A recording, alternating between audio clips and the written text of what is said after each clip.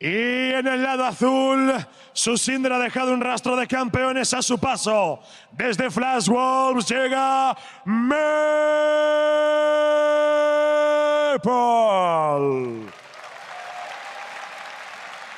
And no.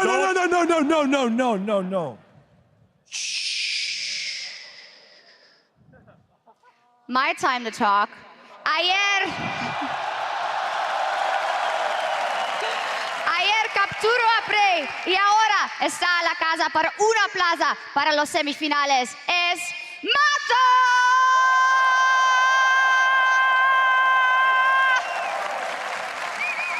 Caballeros, es la hora del combate. ¿Qué comienza? Batalla. Oh man!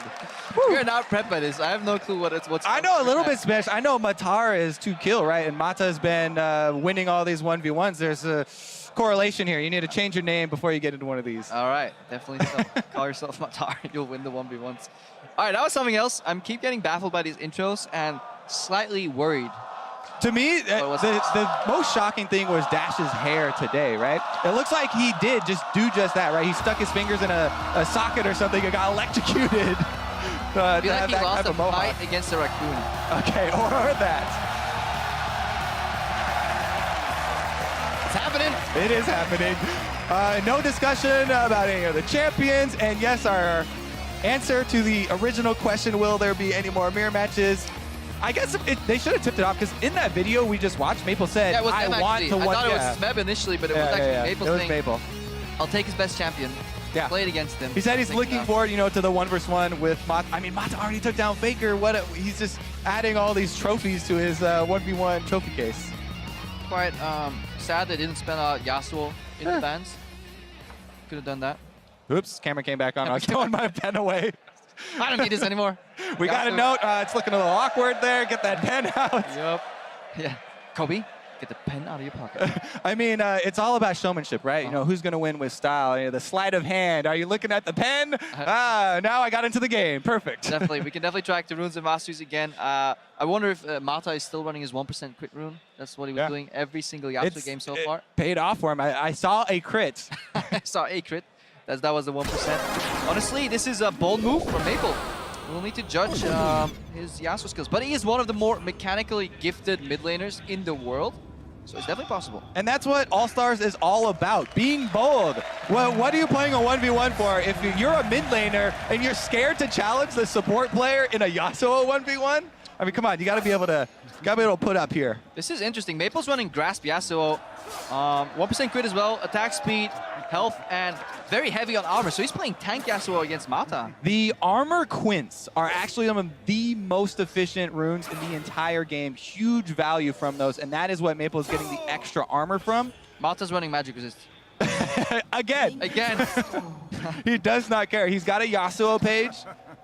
He's had success with it before, so, it must be a good page. And he's playing Warlord. So we're looking at Grasp again, guys, on the side of Maple. Very focused in the armor department, but doesn't dish out as much damage with the attack speed either. Yeah. And then on the other side, we have Mata, who's running Warlords and magic resistant glyphs.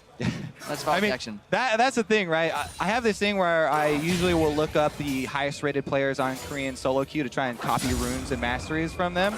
But sometimes they're just really good players, right? Just because they're the top of the solo queue doesn't mean they've theory crafted the best masteries. He's just way better than me. Yep. And they actually, copying them can be a detriment. All right, but let's see how their play actually does here. Maple, slight push. I wonder if, I guess the Grasp proc, and this is where Mata finds out that he's playing against a whole different beast of Yasuo, and he will likely feel the laning pressure here. Yeah, and it does, kind of change the way you want to trade, right? Because there is the cooldown on Grasp, whereas Warlords, you're always going to be able to, hit and get effectiveness out of it. So Maple wants to go in for those and work around that timing. Does have control of the minion wave and pushing Mata in early here. Yeah, misses one CS, did sidestep the Q, and these minions are kind of over-prepped, so that's a good solution. Get the second one down, and then when the first one goes low, double AoE. Yeah, he's only down 2, and most of his games have ended in all-ins anyway. Didn't get very far as the CS. You really want to stack that shield up. Good trade here, and out by Maple. Super satisfying to watch them just slide from one minion to the other. Always leave yourself an exit creep if you play the Yasuo. Yasuo is definitely one of the beautiful champions. Oh, look what they're doing. Look what they're doing. Maple does not want to step backwards. Yeah, exactly. Because if he does, if he steps forwards, Mata's going to use him as a vessel to get to the relic. So that's why they're kind of both stepping away from the relic. That's the first thing you look for as a jungler, like ganking a Yasuo. You don't want to go behind him because then you give him a free E route out. Perpendicular is what you want to do. Exactly. Maple, though, I mean, he's got a good amount of control.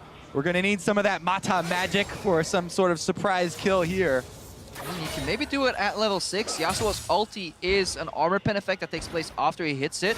Obviously, much more efficient for armor the enemy has. CS courtesy of a support main here. I mean, he's never gone past level 3 on this champion. He's never. This is a whole new world for Mata. Well, potion chugging right now, so may decide to finish this one before he has to deal with the extra one.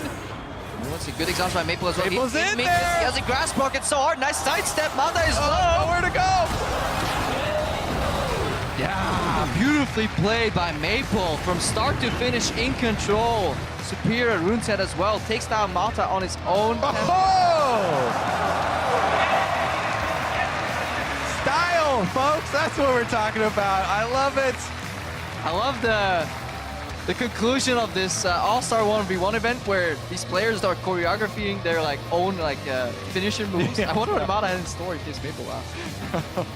That was beautiful. I love it too. In the spirit of the event. All right, let's see Maple finishing it off here. There's nowhere for Mata to go. Oh, So that was the last move he could do was land that Q, maybe get some warlords in there again. You know, Yeah. second of another auto dash into Q. That was the only play Mata could have. Instead, nope, he got sliced. and they're beautiful acting there. Even though it's entry level, I'll give it a B minus. B minus. I don't know what that means because I'm European. But we'll need to recruit them once. Better than average. Better than average. Once we do our April Fool's games, we can get Mata in as an actor. Yeah, yeah. I've got something planned for you later too. It'll be more along like For the Watch and Cripple going down. But for now, we gotta keep everything civil because there's a long way to go, and both teams still have a chance. Smeb is in there for Team Fire, but it does not look good for him. Uzi's going to be one of the guys up next that's going to provide a pretty big roadblock he's going to have to get over. Yeah, looking at Uzi, he goes up against Expeke pretty soon. And then on the other side of the bracket, we have Maple then versus Smeb. Yeah. That's going to be a killer. We don't want to take away Ibai Dash's duties here, though. No. We want to encroach on their territory. I'm scared what would happen if we encroach too much. They can't hear us. Luckily, in-house broadcast is in Spanish, so we can say what we want as long as we whisper it quietly as they walk by. And actually, after the last one, too, like we might have shocks coming down from the rafters here. Just like Mission Impossible style. Just please stop introducing my players. Yeah, exactly. All right, I'll make sure to get into this one as well. I'm ready to research the runes. Yeah, we're like... Oh, yeah. We're getting A+ actually. I'll grade ourselves. This is a self-grading system. Peer evaluation. Exactly. I rate this casting duo 10 out of 10. We've got that feedback circle going here. Great job, Cripple. You're amazing. You're wonderful too, Kobe. I hope we're getting these shots of the crowd as well, because the crowd is absolutely amazing here in the stadium. Super hyped up. This is definitely one of their most loved events as well. It's just super pleasant to be like in Barcelona. It's not only is it a wonderful city with some great food, tapas. Luckily, we leave after 1 week because otherwise it would end up pretty poorly. But the people here are just incredibly nice. Bulking phase. Bulking phase. Met quite a few of them, and they're just so excited. A lot of them are rooting for Team Ice, though, because whenever they had the scars out, it was always for Expeke, maybe Mythi, and they really want to see Expeke succeed. Yeah, and he has been. That's the greatest part, right? How? How? Yeah, exactly. It's like he's got Garen coming out of nowhere. He's winning 1v1s all over the place with Cassiopeia, with Tyr, and he arrives in like these really short shorts that I would. I'm not sure if I would even pull them out on broadcast. The only sad thing about the shorts was that Mythi didn't get a pair. Yeah. I felt so bad for him because people are like, oh, why is Mythi not wearing them? Where's the solidarity? But he actually didn't even get a pair. All right, guys. Only couple. All right. You got trolled. I got trolled right now. Don't it's worry. not Dash. I see Ibai on stage. Let's see w's run to the finals is cut short with Ibai, not Dash, on stage.